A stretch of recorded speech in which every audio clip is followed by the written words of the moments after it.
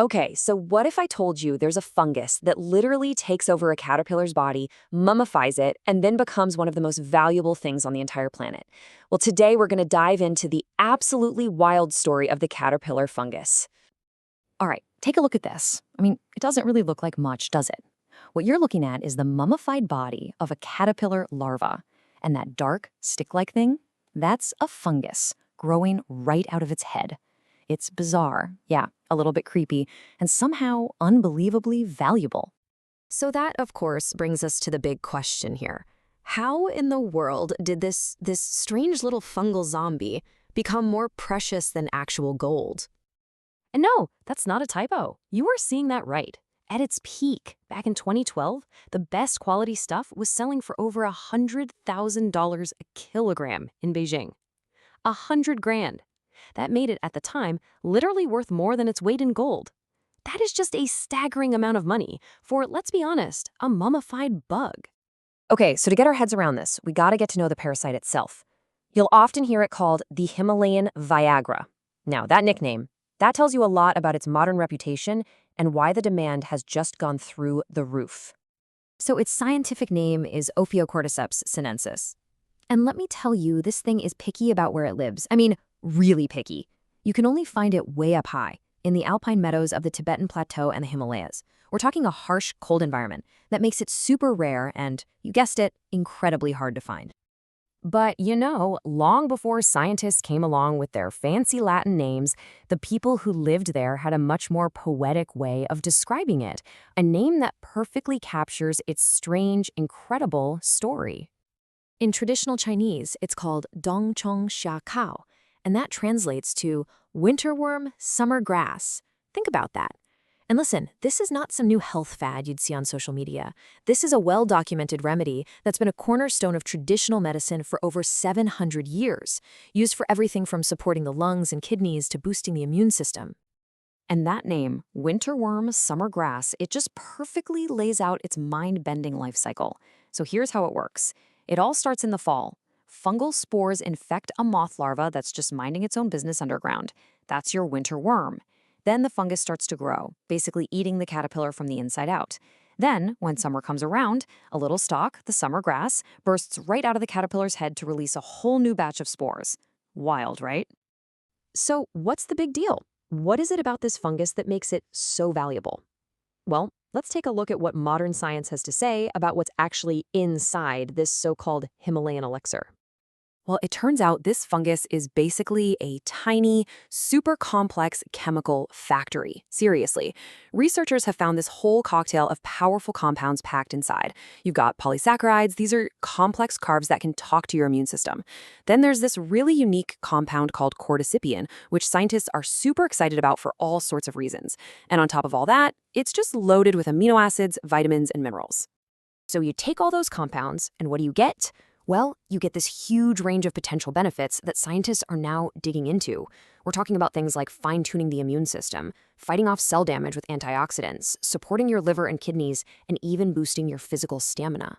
It's just this incredible list of potential effects, and that's really what's behind its legendary status. And this incredible reputation, it kicked off what people now call the soft gold rush. I mean, it's a classic case of Econ 101, right? You have massive, massive demand crashing right into a very, very limited supply. And here's what that price looks like in the real world. This is a price tag from a shop in Beijing. It says 698 yuan per gram. Per gram. To put that in perspective for you, that's over $100 for 1 gram. We are definitely in luxury goods territory here. But here's the thing, it's not just a fancy item for rich people. For the folks who actually harvest it, this fungus is an absolute economic lifeline.